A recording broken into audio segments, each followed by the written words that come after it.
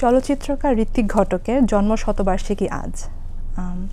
এই কিংবদন্তি নির্মাতাকে স্মরণ করতে আজকে আমরা এসেছি সময় টেলিভিশনে।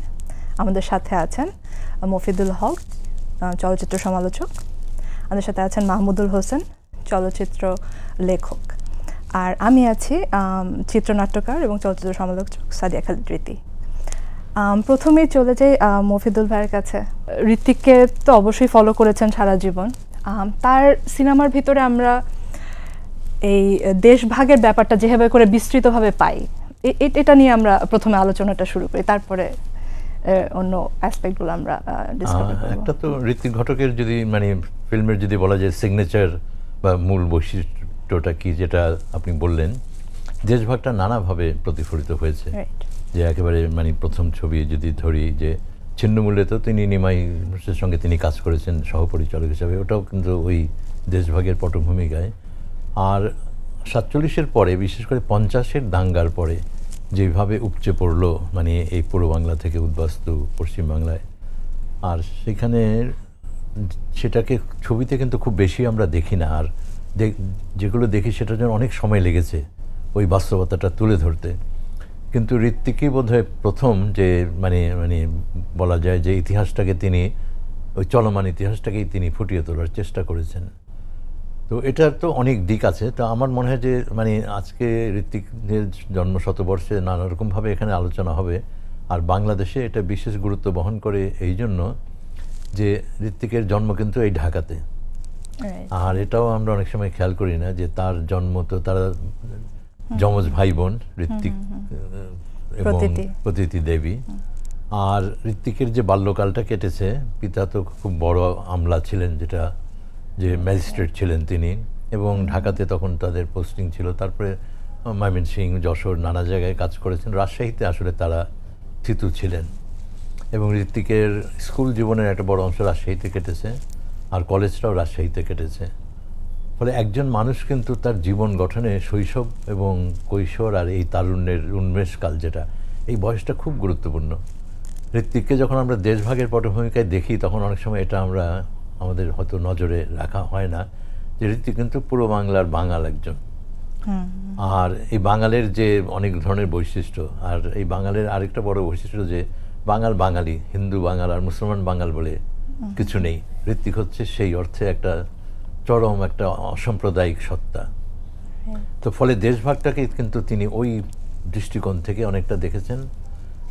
আর এই পদ্মা তীরে কিন্তু তার একটা বিরাট যে গড়ে ওঠা, যেটা আমরা অনেক সময় দেখি যে ঋত্বিকের ছবিতে কিন্তু নদী একটা বড় ভূমিকা পালন করেছে, এবং সেটা সব ছবিতেই দেখা যায় যে নদীর একটা বড় রোল রয়েছে।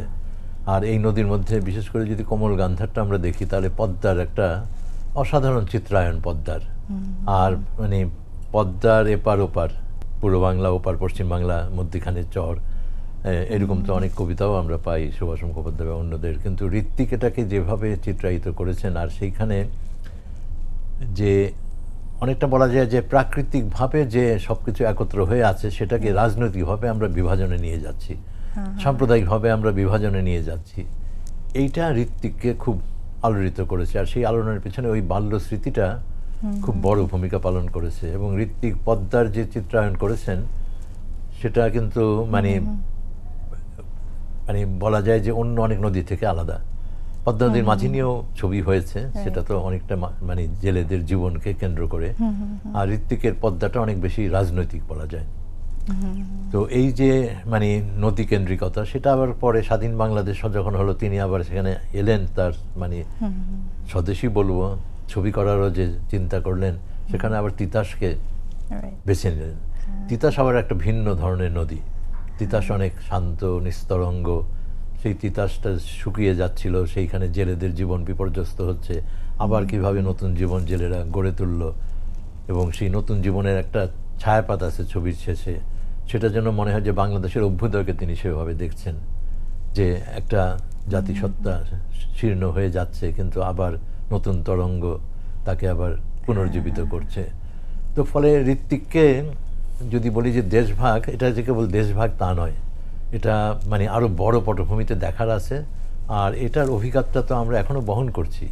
যে বিভাজনটা যেন আমরা অতিক্রম করতে পারি। রাষ্ট্র আলাদা হবে, নানা কারণে রাষ্ট্রসত্তা সীমানা সেগুলো গঠিত হয়, কিন্তু জাতিসত্তা বা ভাষাভিত্তিক যে অভিন্ন সংস্কৃতি, আর বিশেষ করে নানা ধর্মের মানুষ তো একই জাতিসত্তার মধ্যে থাকে, তারা তো মিলেমিশে থাকতে হবে। আর জাতিসত্তা গড়ে ওঠে নানা ধর্মের মিশ্রণে, যেটা আবার কোমল গান্ধারে কিন্তু আপনি দেখবেন যে কোমল গান্ধারে অনেক বেশি গানের ব্যবহার, সেখানে কিন্তু মর্সিয়ার ব্যবহারটা আছে, যে হাই আলী। তো ওই হাই আলী উচ্চারণটা কিন্তু অনেকটা বুক চেরা হাহাকারের মতো, সেটা হিন্দু মুসলমানের উক্তি হিসাবে নেই। সেরকম একটা গানও তো যে আছে যে সুরের নাম, যে সেই নাম যেমন ভগবান, সেই নাম হচ্ছে মানে আল্লাহ রসুলের নাম। তো এই যে অভিন্ন অসাম্প্রদায়িক জাতিসত্তা, এটা কিন্তু ঋত্বিক তার প্রতীক হয়ে তার বেদনাগুলোকে তিনি হাহাকারের মতো বহন করেছেন তার ছবিতে। এই অভিন্ন জাতিসত্তার কথাটা যেটা বলছেন, আমরা কি বাংলাদেশ থেকে ঋত্বিককে ওন করতে পেরেছি আসলে, নাকি আমরা ওকে ভারতীয় বলে দূরে ঠেলে দিয়েছি? কি মনে হচ্ছে? ঋত্বিক তো ভারতীয় না, ঋত্বিক বাংলাদেশেরও না। ঋত্বিক মানে চলচ্চিত্র নির্মাতা হিসাবে তো বিশ্বমাপের একজন মানুষ, কিন্তু যদি তার শেকড়টা বলি তাহলে এই শেকড়টা হচ্ছে বাংলা, এবং সেই বাংলা ঋত্বিক তো অবিভক্ত বাংলায় জন্মগ্রহণ করেছেন, বেঙ্গল প্রেসিডেন্সি, তখন তো বিভাজন ছিল না। আর রাষ্ট্রীয় বিভাজন কিন্তু নানা রকম হয়। ধরেন বেরুবাড়ি যদি আমরা ধরি, বেরুবাড়িতে যার জন্ম, সে কিন্তু এক সময় সে পাকিস্তানি ছিল, তার সময় সে বাংলাদেশি হলো, তারপরে সে আবার ভারতীয় হয়ে গেল, কিন্তু সে তো ঠাই বদল করে নাই, যেটা মান্টোর গল্পে আছে, যে টোপাটেক সিং এর গল্পে। এটা আমাদের জন্য খুব একটা কি বলবো, একটা মানে দুঃখজনক, আনফরচুনেট ব্যাপার যে বাইরে যখন আমাদেরকে বাংলাদেশি ফিল্ম মেকার নিয়ে জিজ্ঞেস করে, আমরা কিন্তু ঋত্বিকের নামটা বলতে পারি না, বিকজ সে টেকনিক্যালি বাংলাদেশে পড়ে না। সেই অর্থে তো সত্যজিৎ রায় বাংলাদেশে, তবে সত্যজিৎ অনেক বেশি কলকাতার নাগরিক সংস্কৃতির সন্তান, আর ঋত্বিক অনেক বেশি পুরো বাংলার। সে বাংলাকে খুবই ওন করেছে, এবং সে বাংলাদেশেই তার মানে বাংলার এপারেই তার জন্ম, এবং তার বেড়ে ওঠাটাও এপারে। সো আমার মনে হয় যে দুই বাংলাই তাকে সমভাবেই তার দাবিদার হতে পারে। ওই যে বলে যে মানে ভুল হয়ে গেছে, বিলকুল সবকিছু ভাগ হয়ে গেছে, ভাগ হয়নি কোনো নজরুল। তো সেরকম ঋত্বিককেও যেন আমরা ভাগ না করে ফেলি আর কি। ঋত্বিক বলা যায় যে বাঙালি সংস্কৃতির অভিন্নতা এবং অসাম্প্রদায়িকতা এবং মিলন মিশ্রণের প্রতীক।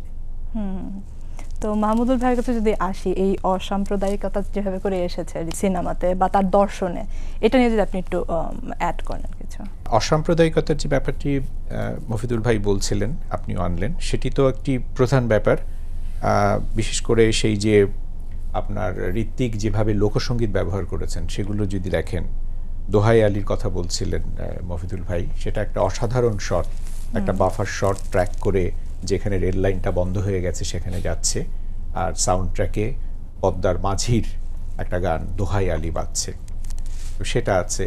আবার সেই একই ছবিতে আমরা যখন দেখি যে আপনার বিয়ের গান, আমের তলায় ঝামুর ঝুমুর, কলার তলায় বিয়া, আইলেন গো সুন্দরীর জামাই মুটুক মাথায় দিয়া, হ্যাঁ, সেটা কিন্তু সম্প্রদায়ের বাইরে বাঙালির একেবারে হচ্ছে যে লোক জগতে যে চিরকালীন বিয়ের গান আছে সেগুলোর অংশ।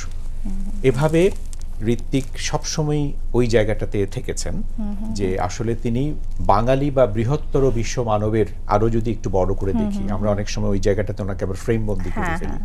ঋত্বিক কিন্তু আসলে একজন আন্তর্জাতিক মানুষ। আপনি যদি ঋত্বিকের যে বিষয়গুলো নিয়ে কাজ করেছেন, যেরকম দেশভাগ, যে স্থানচ্যুতি, এই স্থানচ্যুতি কিন্তু হচ্ছে বিশ্ব মানবতার সবচেয়ে বড় ট্র্যাজেডিগুলোর একটি, এবং যেটি প্রাগৈতিহাসিক আমল থেকে, সেই গ্রিক নগর রাষ্ট্রের সময় থেকে শুরু করে এই একবিংশ শতাব্দী পর্যন্ত মানুষের স্থানচ্যুতি ঘটেই চলেছে, এবং সেই স্থানচ্যুতিকে তিনি বাংলা ভাগের মানুষের যে স্থানচ্যুতির যে ট্র্যাজেডি, তার সমান্তরালে স্থাপন করেছেন। এটা শুধু মনে হয় বাংলা ভাগও না, এটা মনে হয় গ্রাম থেকেও যে মাইগ্রেট করে আসছে, সেটাও তার সিনেমাতে ভালো সেটাও আছে, আরবান মাইগ্রেশন। মানে মোট কথা হচ্ছে মাইগ্রেশন জিনিসটা কি উনি ভাবে দেখার চেষ্টা করেছেন। আবার উনি যখন মার্ক্সবাদ নিয়ে কাজ করেছেন, সেটা একটা আন্তর্জাতিক বিষয়। কোমল গান্ধারে একটি নাটকের দলের ভেঙে যাওয়ার প্রক্রিয়া, উনি আসলে বাম আন্দোলনের যে ভেঙে যাওয়ার প্রক্রিয়া এবং বাংলা ভাগের যে প্রক্রিয়া, সেগুলোকে নিয়ে সমান্তরালে, ওনার পার্সোনাল এক্সপিরিয়েন্স, সেগুলোকে সমান্তরালে স্থাপন করার চেষ্টা করেছেন। উনি যখন মাদার আর্কিটাইপ নিয়ে কাজ করেছেন, সেটাও কিন্তু হচ্ছে একেবারে বিশ্ব মানবের, কার্ল ইয়ুং যেটা বলেছিলেন যে একেবারে মানুষের অবচেতনে যে মাতৃছায়া থাকে, সেই মাদার আর্কিটাইপকে নিয়ে তার প্রায় সব ছবির, আবার এই মাদার আর্কিটাইপকে তিনি স্বদেশের প্রতীকেও কিন্তু ব্যবহার করেছেন।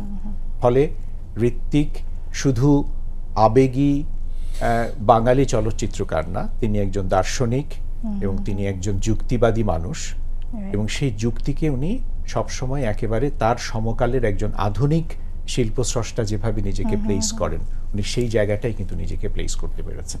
এবং তার চলচ্চিত্রে কিন্তু নারীর সংগ্রামটা চলে এসেছে, এবং তার এই মাদার আর্কিটেক্টটা কিন্তু একটা ফেমিনিস্ট লেন্স দিয়েও আমরা দেখতে পারি। মেঘে ঢাকা তারাতেই যদি আপনি দেখেন যে নিতার জন্ম হচ্ছে জগদ্ধাত্রী পূজার দিন, তো সেই অর্থে হচ্ছে নিতাকে আমরা চিন্তা করতে পারি পার্বতীর একটা ম্যানিফেস্টেশন, এবং যে পরিবারে নিতা আছে সেই পরিবার কিন্তু আসলে নিতাকে শোষণ করছে। নিতার আয়ের উপর পুরো পরিবারটি চলছে, এবং নিতার বিয়ের খবর শুনে সে বিখ্যাত সাউন্ড মন্তাজ, ভাতের হাঁড়িতে টকবক টকবক করে শব্দ হচ্ছে। নিতার মা বুঝতে পারছে যে নিতার যদি বিয়ে হয়ে যায় তাহলে এই বাড়িতে আর হাঁড়ি চড়বে না। এভাবে নিতা এক্সপ্লয়েটেড হচ্ছে পুরো ফ্যামিলির সুখের জন্য। তো এইটাকে কিন্তু একেবারেই আপনি যেটা বলছেন পুরোপুরি হচ্ছে একটা ফ্যামিলিস্ট চিন্তা থেকে জিনিসটাকে দেখা যেতে পারে। ঠিক একইভাবে সুবর্ণরেখাতে আপনি চিন্তা করেন যে সীতা একই সাথে হচ্ছে বোন, একই সাথে মা, একই সাথে স্ত্রী, শরণার্থী, এবং শেষ পর্যন্ত কিন্তু একজন জীবনের স্ট্রাগলের প্রয়োজনে একজন দেহজীবী নারী। এই যে নারীর যে একটা টোটাল সাইকেল ঘুরে আসতে হয় পৃথিবীর সভ্যতাকে টিকিয়ে রাখার জন্য, সেই ব্যাপারটিকে কিন্তু ঋত্বিক এখানে এনেছেন। বা আপনি একেবারে যদি অযান্ত্রিকে দেখেন, অযান্ত্রিক প্রাথমিক স্তরে তো একটা যন্ত্রের সাথে একটা মানুষের সম্পর্ক, কিন্তু আপনি যদি সেই যন্ত্রকে, বিমল কিন্তু তাকে কখনো তার প্রেমিকার মতো চিন্তা করে, কখনো তার মায়ের মতন তাকে চিন্তা করে। আবার ওরাওদের যে আমরা মিছিল দেখি, সেই ওরাওদের মিছিল সে এক অসাধারণ ওভারল্যাপিং মন্তাজ, যে ওরাওদের এই মিছিলে সেই মাতৃতান্ত্রিক সমাজ যেরকম ম্যাজিক্যাল রিয়ালিটিতে বিশ্বাস করে, বিমলের সাথে তার জগদ্দলের সম্পর্কটাকেও ঋত্বিক সেরকম একটা জায়গাতে প্লেস করছে। এইভাবে মানে নারী একটা সেন্ট্রাল বিষয় ঋত্বিকের চলচ্চিত্রের, এবং এখানেও কিন্তু তিনি তার সমকালের বহু বিশ্ব মানের পরিচালকের চেয়ে এগিয়ে আছে। মফিদুল ভাইয়ের কাছে একটু আসি, ঋত্বিক ঘটকের সিনেমায় লোক সংস্কৃতিটা কিভাবে উঠে এসেছে, এবং উনি যেহেতু একটা থিয়েটারের ব্যাকগ্রাউন্ড ছিল, ওনার গণনাট্যে একটা ব্যাকগ্রাউন্ড ছিল, ওনার নাট্যবোধটা কিভাবে এসেছে ওনার সিনেমায়? একটা তো মানে ঋত্বিক ঘটকের সিনেমা কিন্তু আসলে মাল্টি ডাইমেনশনাল। আমরা অনেক সময় ঋত্বিককে একটা ইমেজের মধ্যে আটকে রাখি, আর ঋত্বিকের ইমেজটা কিন্তু দেখা যায় যে ঋত্বিকের পোর্ট্রেট যেগুলো, এগুলো কিন্তু পরবর্তী জীবনের ঋত্বিক। ঋত্বিক তখন অনেকটা মানে, এবং অনেকে মনে করে ঋত্বিক একটু উদ্ভ্রান্ত, একটু খ্যাপাটে টাইপ, ক্যারিকেচার টাইপের একটা, ক্যারিকেচার বলবো না, হয়তো তার ভেতরে তো ওরকম একটা জেদ ছিল, যেটা প্রকাশটা অনেক কিছু ভেঙে সেটা প্রকাশ পেয়েছে। কিন্তু ঋত্বিক ওই অর্থে কিন্তু অনেক কমপ্লেক্সিটি তো আমাদের জীবনে, ব্যক্তি জীবনে এবং গোটা সামাজিক জীবনে এবং উপমহাদেশের, বিশেষ করে বাংলার এই অঞ্চলটা এবং পাঞ্জাব যদি ধরি আমরা, 47টা কিন্তু একটা এত গভীর একটা অভিঘাত এবং এত নৃশংসতা সেখানে ঘটেছে। সেখান থেকে যারা যে এটা প্রত্যক্ষ করেছে এবং যারা এটার বিপরীতে দাঁড়াতে চেয়েছে, তাদের কিন্তু সবচেয়ে বলা যায় শক্তিশালী প্রতীক হচ্ছে ঋত্বিক। এই সমস্ত বেদনাটা উনি ধারণ করেছেন, ফলে প্রকাশটা, সেখানে প্রকাশের মধ্যে কিন্তু একটা নাটকীয়তা আছে ঋত্বিকের সবগুলো ছবিতেই, একটা এক ধরনের হাই ড্রামা কিন্তু আছে এটার মধ্যে, কিন্তু সেটার সঙ্গে যে ফিলসফিক্যাল, এটা কিন্তু আমাদের অনেক সময় দৃষ্টিটা এড়িয়ে যায়। তার সঙ্গে যে মাল্টি ডাইমেনশনাল, যদি কোমল গান্ধারী ধরি, একটা ফিল্মের একটা স্টোরি থাকে, ফিল্মের একটা ন্যারেটিভ থাকে, কিন্তু এটা কিন্তু story within a story within a story এরকম করে গেছে, যে ফিল্মটা একটা নাটকের দল, তারা একটা নাটক করছে, সেই নাটকও কিন্তু আবার এই ফিল্মেরই আবার একটা পার্ট হয়ে যায়। শকুন্তলাও যখন করছে তখন কিন্তু যেটা বলা হলো যে এই যে বিচ্ছেদ বা স্থানচ্যুতি বা এই যে মানে শেকড়ের সঙ্গে যে বিযুক্তিটা ঘটে বা এলিয়েনেশন, যেটা আমরা এখন তো তাত্ত্বিকভাবেই তো এটা চলে এসছে অনেক মার্কসের মাধ্যমে, তো এগুলো তো আমরা সবাই বহন করি। তো ফলে কিন্তু মানে ডাইমেনশনটা যে কেবল শুধু দেশভাগের ডাইমেনশন তা না, আর তার সঙ্গে খুব বড় হচ্ছে যে মানে উনি যে হিউম্যান স্টেটমেন্টটা করার চেষ্টা করেছেন, সেটাও কিন্তু খুব মানে, যেটা মানে আমরা এখন তো এটা খুব দেখি যে সেটা কিন্তু খুব আন্তর্জাতিক পরিসরে আমরা দেখতে পারি। আজকেও যে প্যালেস্টাইন ঘিরে যে মানে চরম বেদনাদায়ক ঘটনাগুলো ঘটে চলছে, এটা কিন্তু আমাদেরকে রিলেট করে তখন। আর মানে খুব ছোট ছোট কাজের মধ্য দিয়ে যে মানে এই যে পুরো ডাইমেনশনটা ব্যক্ত করা, সেখানে যদি আমরা মানে এই যে যদি সিভিলাইজেশনের প্রোগ্রেস দেখি, হিউম্যান অ্যাচিভমেন্ট দেখি, সেখানে যদি আমি ব্যর্থতাটা দেখি, তাহলে খুব বড় সিম্বল কিন্তু একটা পরিত্যক্ত রেল লাইন। একটা রেল লাইন যখন তৈরি হয় তখন কিন্তু এটা মানে মার্কস তো বলেছিল যে এই রেল লাইন তৈরি হচ্ছে, এটা আনকনসিয়াস টুল অফ হিস্ট্রি, এটা ভারতের মানুষকে একটা সংযুক্তির মধ্যে নিয়ে যাবে। ইতিহাসের অচেতন একটা উপাদান আমরা এখানে পাচ্ছি। তো সেই রেল লাইনটা যখন পরিত্যক্ত হয়ে যায় তখন দেখা যায় যে মানুষ তার অ্যাচিভমেন্টগুলোকেও আর নিজে সে এখান থেকে সরে আসছে। তো ওই যে পদ্মার এপারে যে লালগোলাতে গিয়ে সেখানে ট্রেন থেকে নেমে কলকাতা থেকে যারা রাজশাহী যাবে, তারপরে স্টিমারে চড়ে পদ্মা পাড়ি দিয়ে রাজশাহীতে পৌঁছানো, এগুলো তো ঋত্বিকের বাল্য স্মৃতি এবং তার নিজেরও নয়, এটা হচ্ছে কমিউনিটির একটা সংযুক্তির স্মৃতি। আর সেখানে কিন্তু অসাধারণ কিন্তু সেই দৃশ্যটা।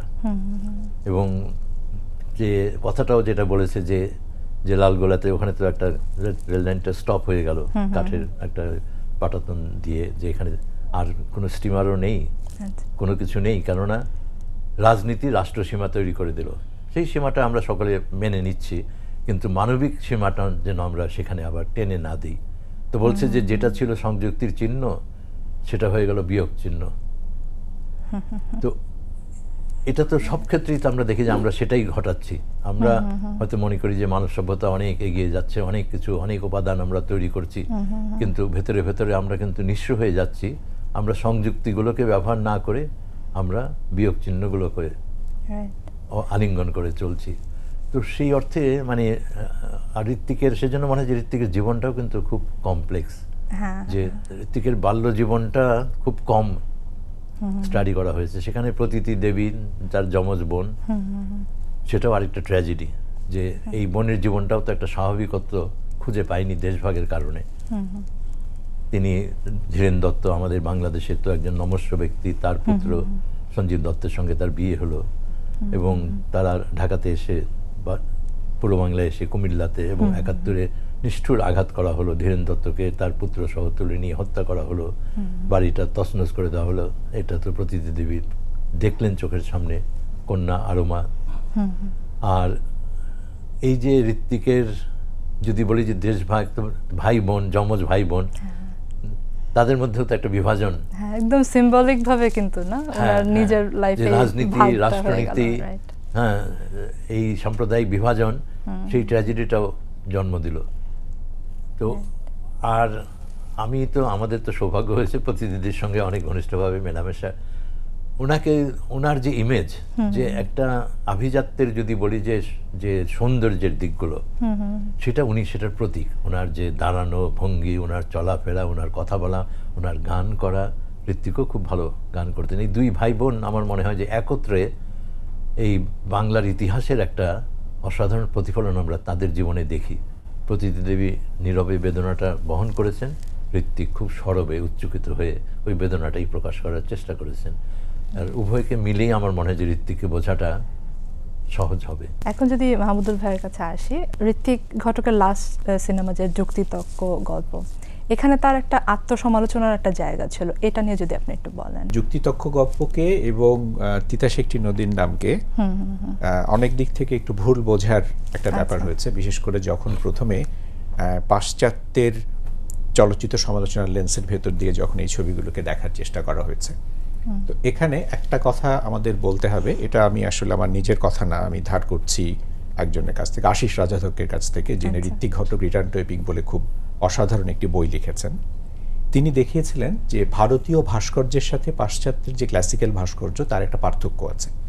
পাশ্চাত্যের ক্লাসিক্যাল ভাস্কর্যের একটা প্রধান গুণ হচ্ছে তার অ্যানাটমিক্যাল ডিটেইলগুলো খুব সঠিক থাকে, কিন্তু মৌর্য যুগ থেকে তারপরে অজন্তা এলোরা বা তারপরে আপনি যতকালই যান না কেন, একেবারে সেন পাল যুগ পর্যন্ত ভারতীয় যে ভাস্কর্য, সেখানে মানুষের ফিগারের অ্যানাটমিক্যাল ডিটেইলগুলো ঠিক থাকে না।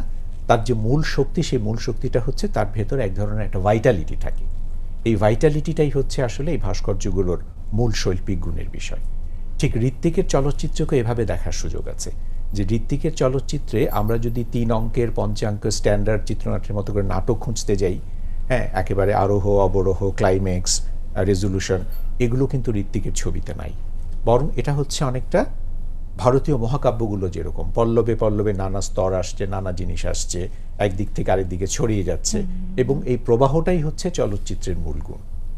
তো এই তিতাসের যে মাল্টি লেয়ার চিত্রনাট্য কিংবা আপনার যে ফ্র্যাগমেন্টেড চিত্রনাট্য যুক্তিতক্ক গল্পের বা এডিটিং এই যুক্তিতক্ক গল্পের, এইগুলো কিন্তু আসলে মূলত এসছে হচ্ছে ঋত্বিকের এই চলচ্চিত্র চিন্তা থেকে, যে চলচ্চিত্র চিন্তাগুলোকে আলটিমেটলি একটা অন্য লেভেলে নিয়ে গেছেন তার ছাত্র মণি কাউল কিংবা কুমার সাহানি তাদের ছবিগুলোর ভেতর দিয়ে, জন আব্রাহাম তাদের ছবিগুলোর ভেতর দিয়ে। এটা আপনার সিনেমার যে ডিকলোনাইজেশন, যেটা হ্যাঁ, ডিকলোনাইজেশনের এই ব্যাপারটাকে যদি একটু বলা যায়, এটা আমার একটা প্রিয় বিষয়, যেহেতু ঋত্বিক, মৃণাল, সত্যজিৎ সবারই জন্মশতবর্ষ এই দশকেই চলছে। তো আমার কাছে মনে হয়েছে যে ভারতীয় চলচ্চিত্রের যে ডিকলোনাইজেশন, এই ডিকলোনাইজেশনের ব্যাপারটা এই তিনজনের ভেতর দিয়ে আসলে শুরু হয়েছিল। ঋত্বিক প্রধান এই অর্থে যে ডিকলোনাইজেশন শিল্পের ক্ষেত্রে আসলে কি, প্রাক্তন উপনিবেশের মানুষেরা যখন নিজেদের মতন করে নিজেদের বিষয় নিয়ে নিজেদের ভাষায় ভাবতে শুরু করে, তখনই কিন্তু আসলে ডিকলোনাইজেশনের প্রক্রিয়াটা শুরু হয়। তারা ঔপনিবেশিক শাসকদের চিন্তা, রুচি, এই সংবেদনশীলতা, এগুলোকে এক ধরনের দূরে সরিয়ে রেখে নিজেদের সংবেদনশীলতাগুলোকে সামনে নিয়ে আসে। ঋত্বিক নিজেদের বিষয় নিয়ে শুরু করেছেন। ঋত্বিক, যেটা মফিদুল ভাই বলেছেন অত্যন্ত জরুরি কথা, সেটা হচ্ছে যে নিজেদের একটা ঘটনার সমকালে ইতিহাসের গুরুত্বকে বুঝতে পারা এবং তাকে নিয়ে কাজ করা। ঋত্বিক কিন্তু এই দেশভাগের স্থানচ্যুতির এই যন্ত্রণাটাকে তার সমকালে ধারণ করেছেন এবং তার সমকালে এটা নিয়ে তিনি কাজ করতে শুরু করেছেন।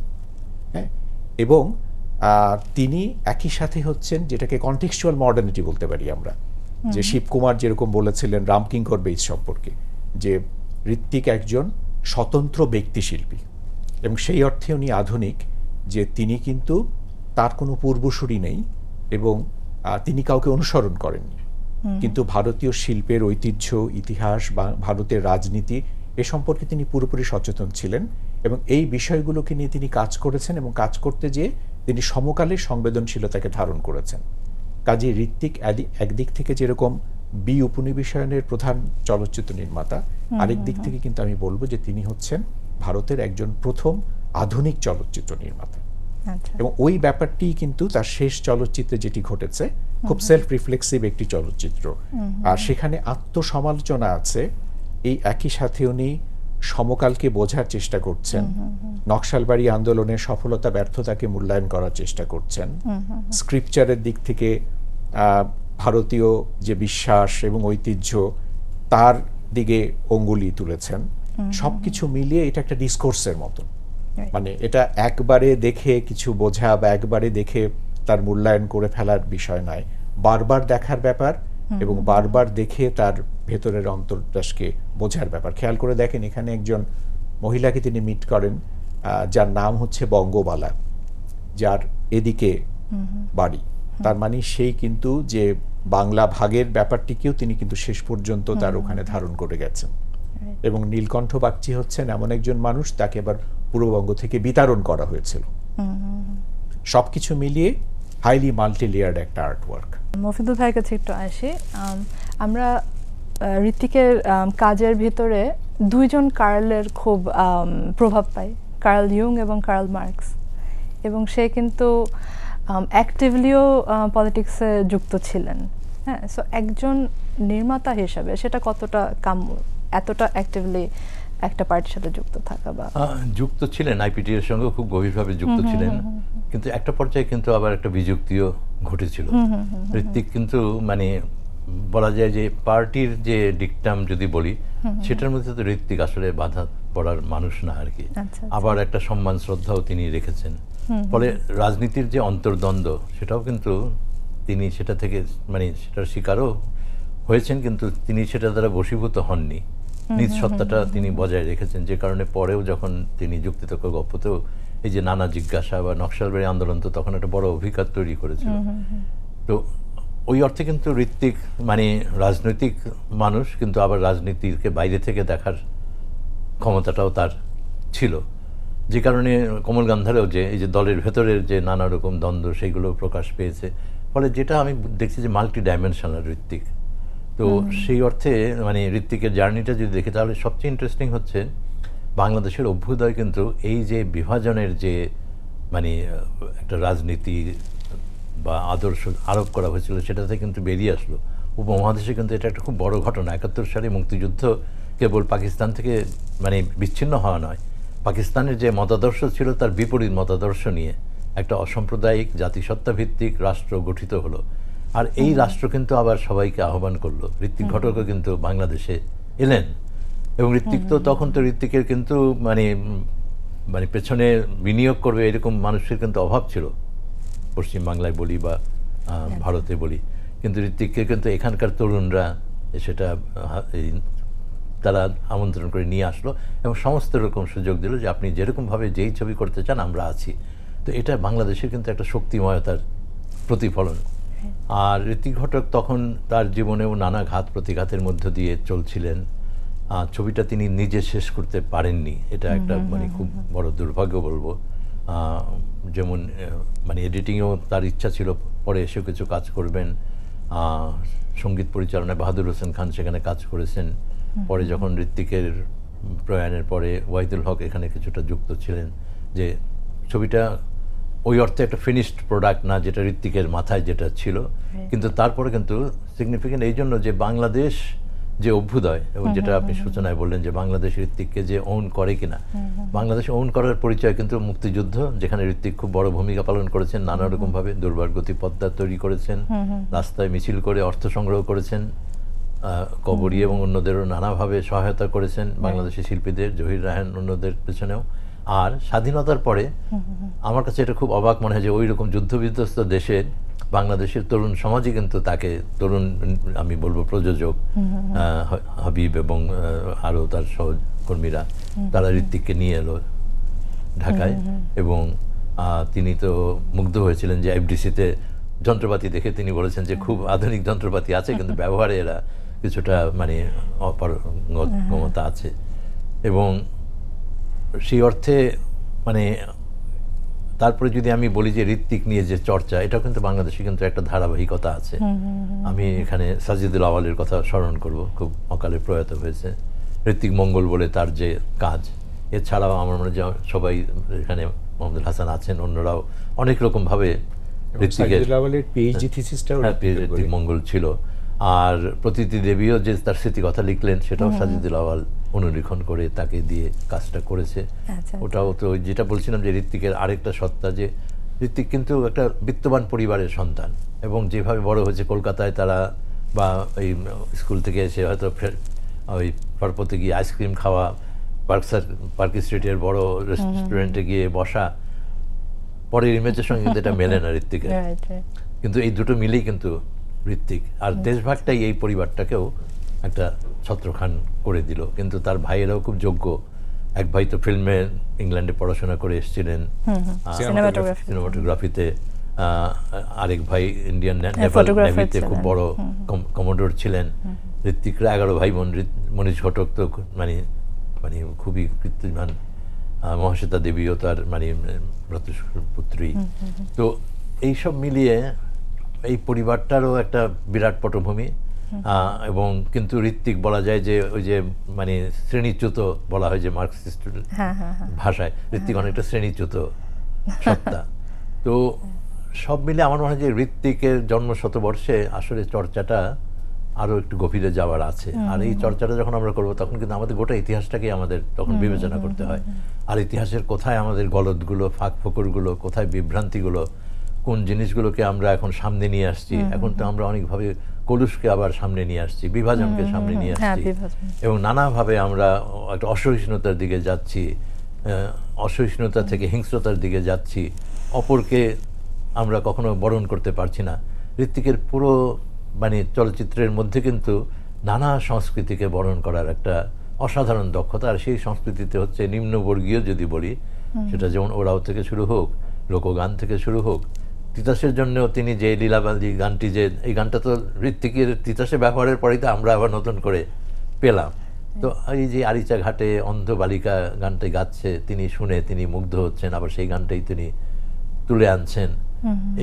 এই যে ঋত্বিকের বিচরণটা যে মাল্টি লেয়ার, মাল্টি ক্লাস, এবং আর বিশেষ করে যারা বঞ্চিত, যারা নিগৃহীত, যারা মানে ইনক্লুসিভিটি এখন আমরা বলি, যারা আসলে যুগ পরম্পরা এক্সক্লুসিভ হয়ে আছে, ইনক্লুসিভের মধ্যে আসতে পারছে না।